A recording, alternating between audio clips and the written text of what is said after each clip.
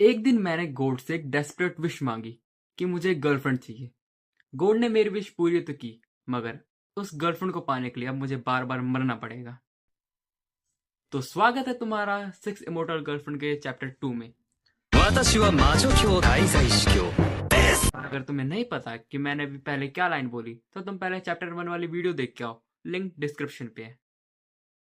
पिछले चैप्टर में ओसाका ने शिनोत्सुकी को डेस्परेशन में प्रपोज किया और जिसके रिस्पॉन्स में उसको इमीडिएट रिजेक्शन एंड डेथ का सामना करना पड़ा था। ओसाका क्लास में बैठकर अपनी सिचुएशन के बारे में सोच ही रहा था, लेकिन क्लास में सभी बच्चे किसी और टॉपिक पर बहुत ज्यादा बात कर रहे हैं और वो टॉपिक कुछ ज्यादा ही पर्सनल लग रहा है, क्योंकि ओसाका को नहीं पता कि सारे बच्चे किस टॉपिक पर बात कर रहे हैं।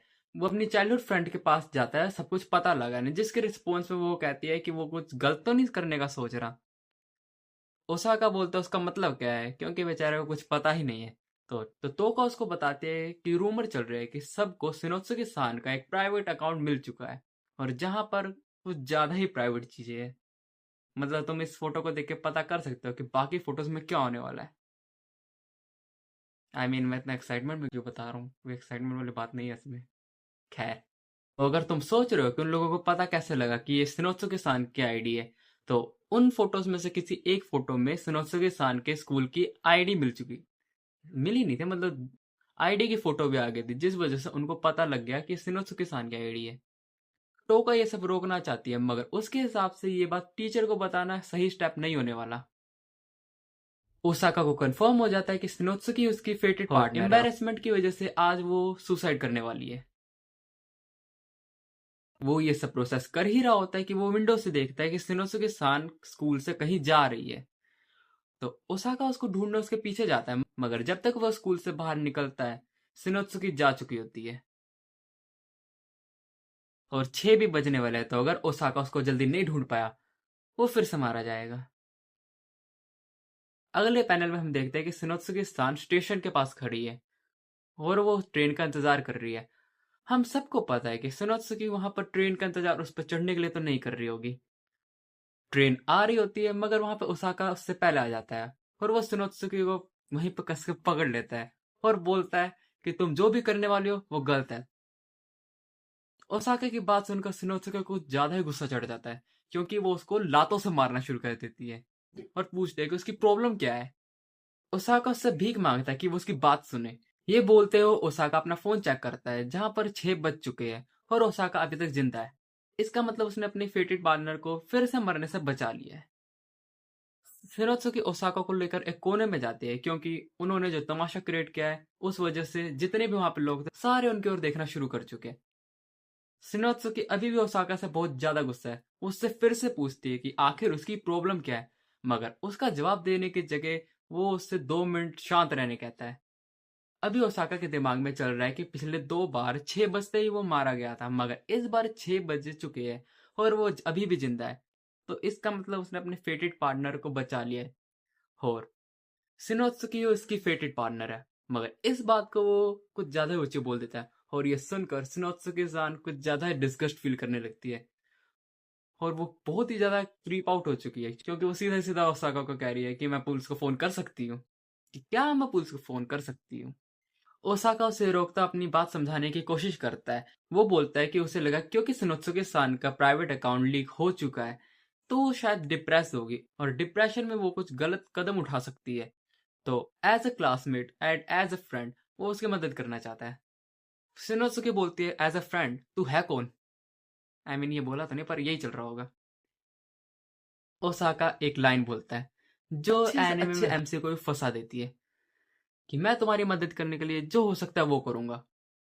और तुम सबको पता है ये लाइन सबको फंसा देती है। शायद मैं गलत था, क्योंकि वो सिर्फ कपड़े की शॉपिंग करने जाते हैं और बाद में वो एक होटल में चले जाते हैं। शायद मैं गलत नहीं था। उस होटल में एक रूम लेकर वो अपने रूम में जाते हैं। ओसाका अपनी हड्डी संभाल ही रहा होता है कि वो देखता है कि शिनोत्सुकी सान अपने कपड़े खोलने शुरू कर चुकी है, मगर ओसाका इस चीज के लिए बिल्कुल तैयार नहीं है। उसको तो अब ये भी कंफर्म नहीं है कि उस शिनोत्सुकी सान के साथ उसका रिलेशन अभी सीरियस भी है या नहीं। पर ओसाका के अरमानों पर पानी फेरने के लिए शिनोत्सुकी उसको बोलती है ये ले फोन, फोटो खींच। और ये सुनकर ओसाका का सारे सपने पानी में डल जाते हैं। ओसाका उससे पूछता है कि वो ये काम उसको क्यों करने कह रही है। शिनोत्सुकी कहते हैं कि अब तक जितनी भी फोटो उसने अपने अकाउंट में डाली है वो सारी उसने खुद खींची है, जिस वजह से अब वो सारी फोटो सेम ही लगती है। तो अगर कोई और उसकी फोटो खींचेगा तो फोटो ज्यादा अच्छी आएगी। सभी लोगों के पास इसकी प्राइवेट अकाउंट आ चुके हैं और ये पहले थोड़े देर पहले डिप्रेस थी, मगर अब इसको फिर से फोटो खींचनी है। ओसाका बोलता है कि उसने एक बार भी नहीं सोचा कि क्या होगा अगर वो उस पर अभी अटैक कर दे। शिनोत्सुकी कहती है मुझे इस बात की कोई फिक्र नहीं है, क्योंकि ओसाका तुम एक वर्जिन हो, है ना। ओसाका यह सुनकर चिढ़ जाता है और कहता है कि तुम्हें क्या लगता है मुझे इस बारे में कुछ नहीं पता। जिसके रिस्पॉन्स में शिनोत्सुकी उसको ओपन चैलेंज देती है, अगर तुझे पता है ट्राई करके देख ले। आगे के 2 पैनल मैं तुमको सामने दिखा रहा हूँ क्योंकि मुझे नहीं पता ये कैसे एक्सप्लेन करूँ। आई मीन तुम खुद देखो। शिनोत्सुकी सान की बातें सुनकर ओसाको को पता लगता है कि शिनोत्सुकी अपने लुक्स पर कॉन्फिडेंट नहीं है और शिनोत्सुकी का कॉन्फिडेंट बढ़ाने के लिए वो उसको कहता है कि मुझे तो तुम क्यूट लगती हो। और ये सुनकर वो और भी ज्यादा गुस्सा हो जाती है और वो अपने कपड़े वगैरह पैक करके होटल से बाहर चली जाती है।